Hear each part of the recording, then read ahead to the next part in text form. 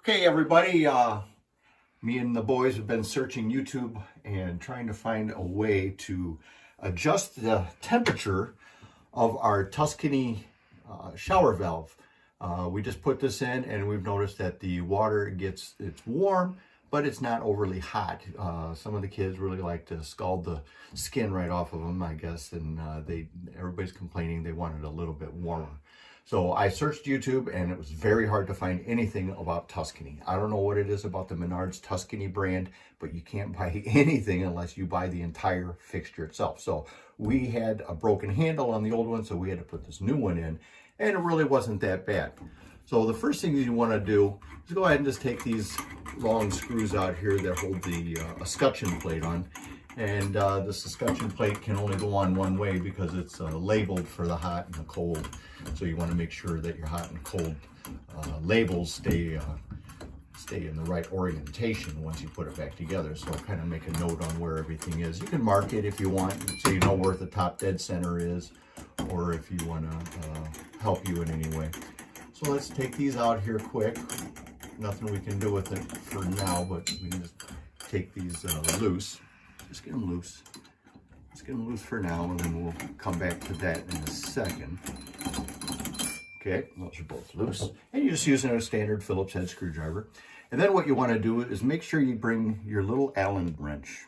Do not lose your little Allen wrench that comes with your Tuscany handle and valve set, because this is what you need to take off the handle. So if you look on the bottom side here, there's a little tab, and you got to take your fingernail, screwdriver, and don't drop it down the drain.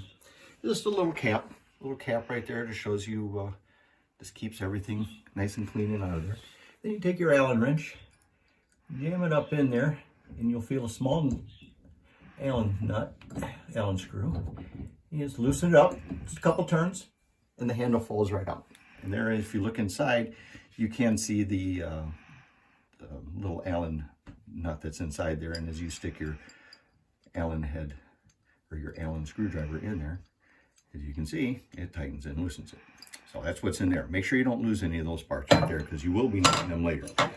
Once you get rid of that, you can get rid of your handle. You're done with that stuff now. Now, since you got those screws loose, you can pull this right off. There's a gasket on the back that keeps all the water out. This is usually your weep hole right there, so you'll want to keep your weep hole down onto the bottom, so that although any water that does get in here does find its way out and not into your wall.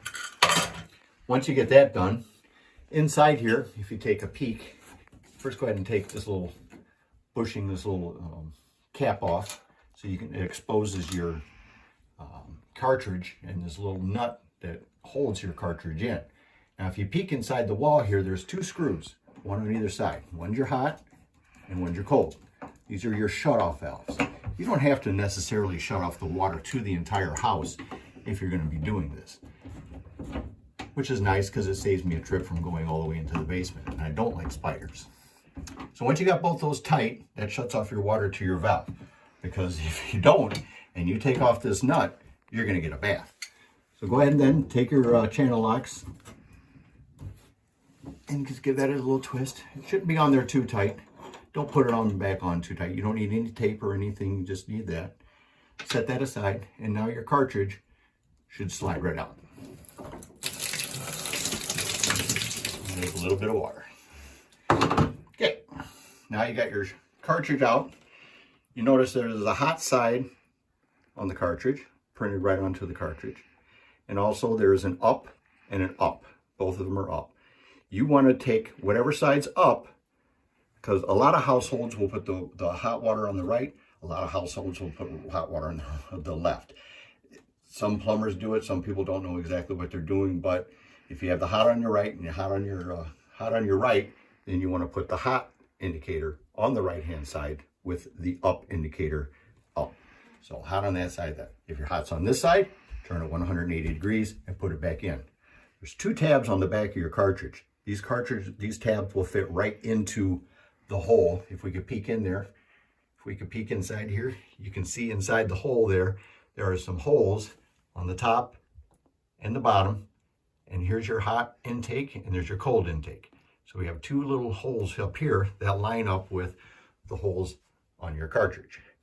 So once you put it in, back in, you'll feel it fit right in. That's where it's supposed to be. So anyway, back to adjusting the temperature. As we can see now, there's my hot side there, there's my up. Right now I'm not getting a hot enough water. You'll see there's a plus and a minus on these little red ring right here. There's the minus right there, and there's the plus. So what I'm gonna do is I'm gonna take that off. It was right there. I'm gonna take that off, and I'm gonna turn it about 3 or 4 spaces over, okay? And then I'm gonna put this right back in. Make sure you make it fit right into there. Then next comes your brass ring, your brass threaded ring. It's a retainer nut that keeps everything in there. Give it a nice little crank. Snug it up. Nothing too critical. Put your little cap back on.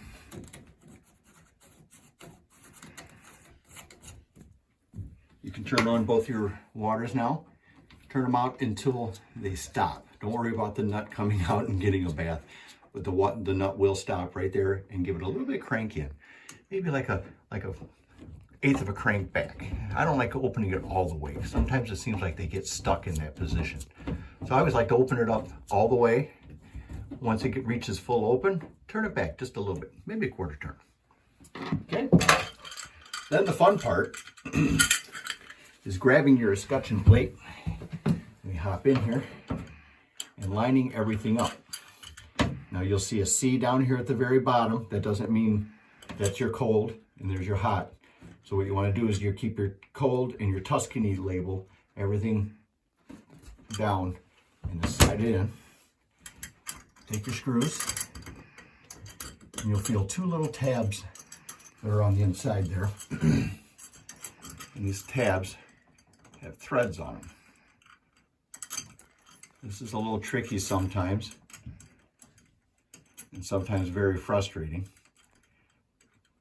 If you get it in there.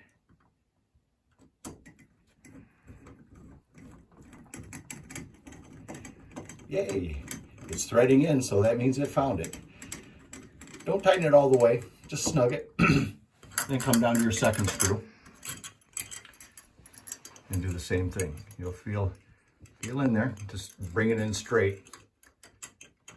If you kept all your alignment with your labels, your C and your Tuscany, if you kept it right there at the 6 o'clock position, everything should line up. Now 2 of my tabs I used as mounting tabs when I mounted the valve to a piece of wood. So luckily there's 4 tabs on here, so 2 of the tabs I use for the escutcheon and 2 of the tabs you can use for support. Now make sure that you're not using the escutcheon's screws when doing that. All right, we just tighten that up. Get everything all snug. Put our handle back on in the cold position. Take our Allen and screw it back on.